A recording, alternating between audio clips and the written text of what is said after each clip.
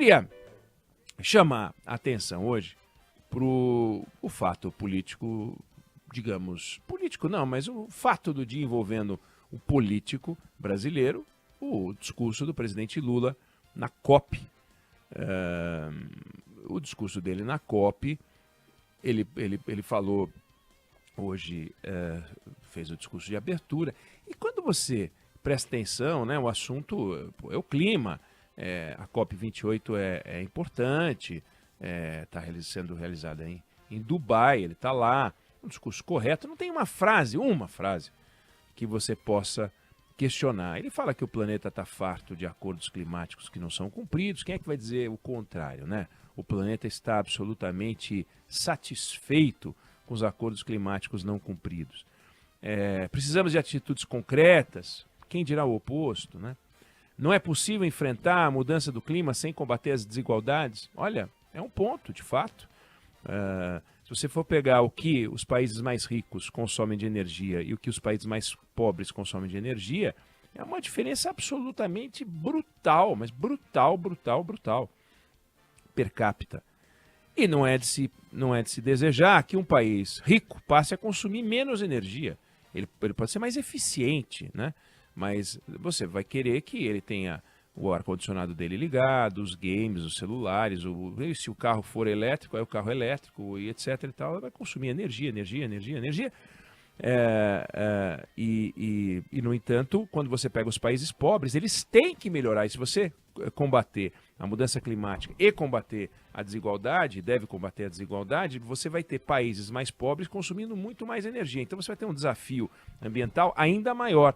Se o planeta chegasse ao padrão de consumo de energia que a gente tem em países civilizados, não haveria energia no mundo possível. É uma coisa enlouquecida. Então, ainda que não seja possível combater a mudança climática sem combater as desigualdades, a frase faz sentido, mas é preciso saber que se você combater a desigualdade mesmo e você atingir seu objetivo numa fantasia de que todo mundo possa ter o mesmo consumo de energia, o mundo não consegue de jeito nenhum.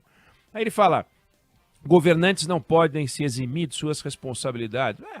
Que governante pode se eximir de sua responsabilidade? Foi eleito, não pode se eximir da responsabilidade de combater a mudança climática, não pode se eximir da responsabilidade de combater a criminalidade no país que comanda, né?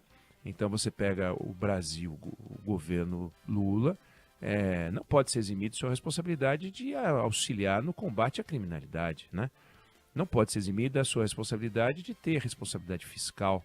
Não pode se eximir da sua responsabilidade de fazer o Brasil crescer.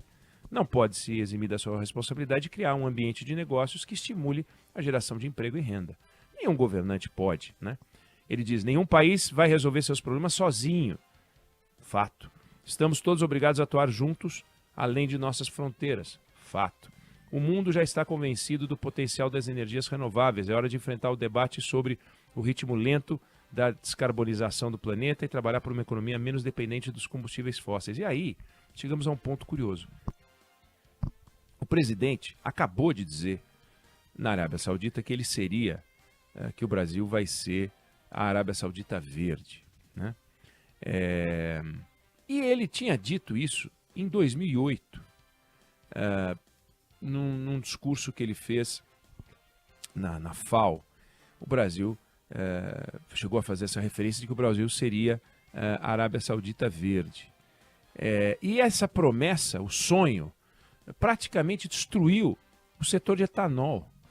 Porque ele fez essa promessa, estimulou, defendeu a produção brasileira de etanol, ele estimulou o setor a investir, o setor investiu barbaramente. O presidente passou a ser chamado de o embaixador do etanol, que é um combustível verde, a estrela da política energética do Brasil. E daí o que aconteceu? Aí apareceu o pré-sal. E quando veio o pré-sal, o governo mergulhou na produção de combustível fóssil, a mais não poder.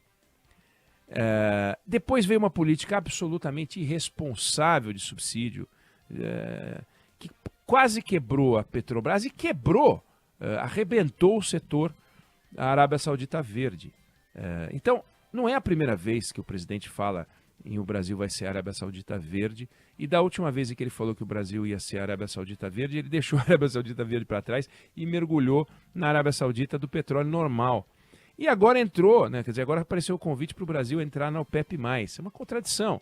Então, são contradições de um governo, de um governante, não há dúvida nenhuma. E lá pelas tantas também ainda no discurso, o presidente diz que somente no ano passado o mundo gastou mais de 2 trilhões de dólares em armas, quantia que podia ser investida no combate à fome e no enfrentamento de mudança climática.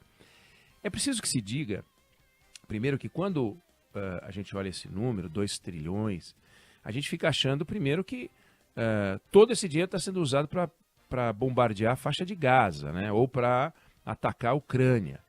A maior parte, a esmagadora maioria, a parte desse dinheiro aí, é usado por países que não dão um tiro. O Brasil está aí.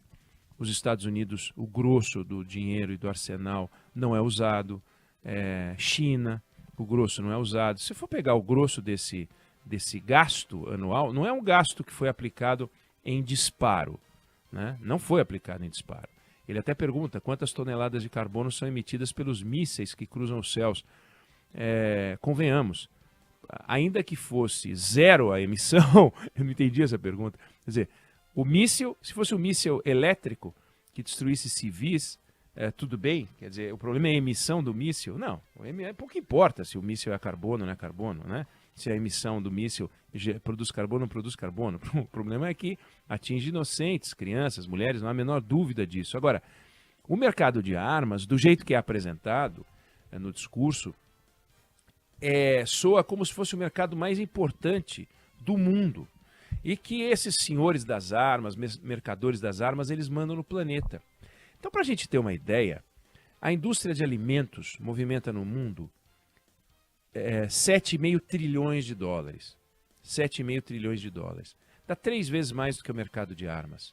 O mercado imobiliário no mundo movimenta 4 vezes o mercado de armas. O mercado de saúde, 4 vezes o mercado de armas. O mercado de turismo, 4 vezes o mercado de armas.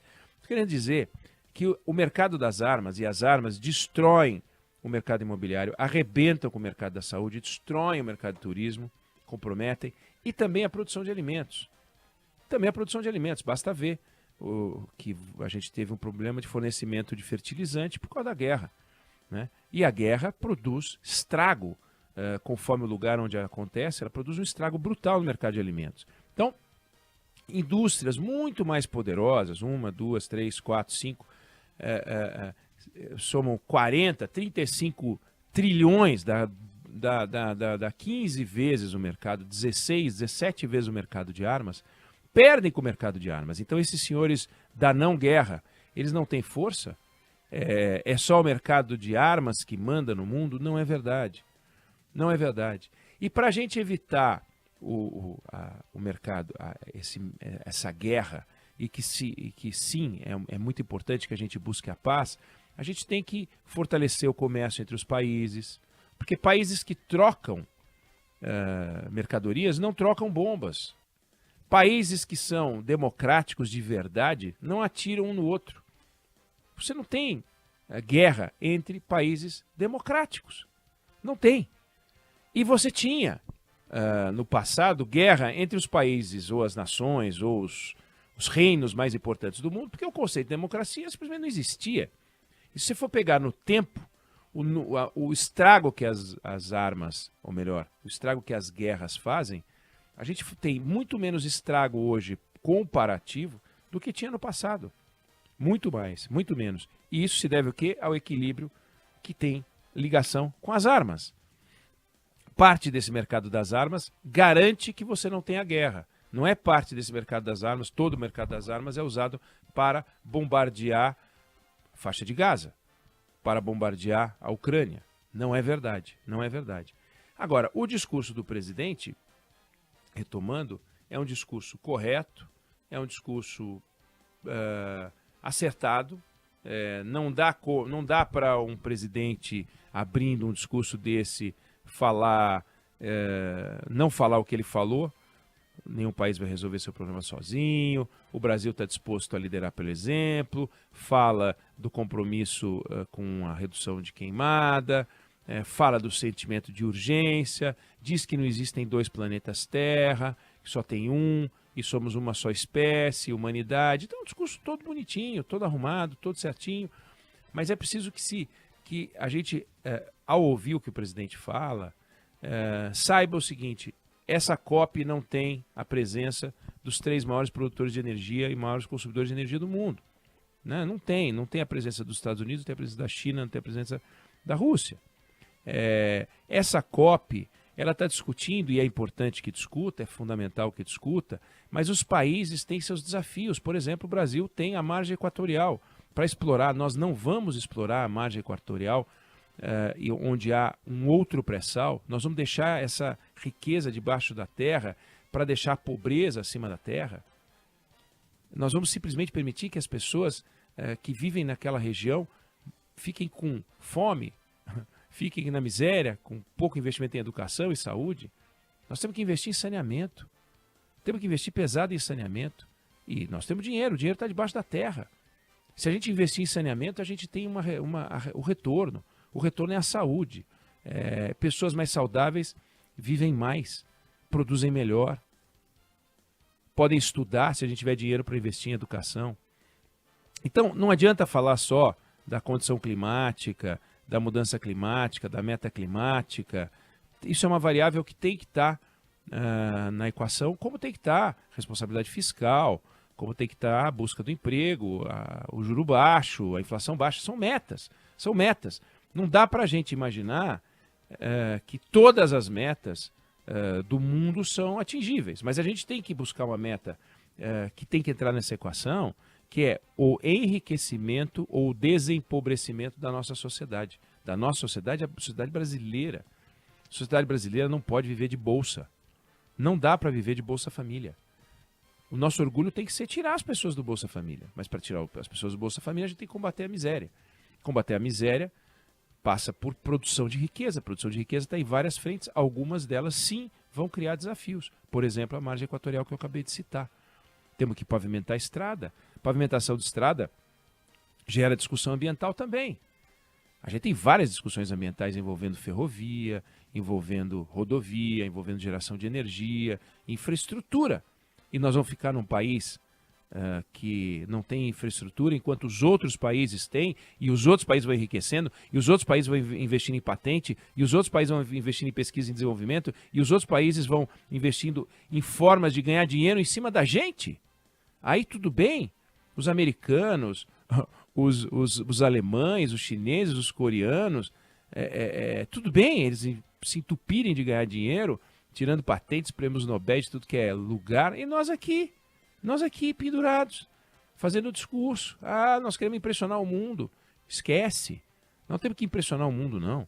Nós temos que sim dar o exemplo, como disse o presidente, o Brasil está disposto a liderar pelo exemplo, mas exemplo também de desenvolvimento, de progresso para o seu povo, para nós, para os mais pobres, para os que mais precisam. Isso é fundamental. Então, é um discurso acertado, mas a realidade do Brasil é mais complexa do que a seleção de palavras feitas pela assessoria do presidente Lula. Eu não sei se você concorda ou discorda, mas essa é a opinião que eu tenho sobre o assunto.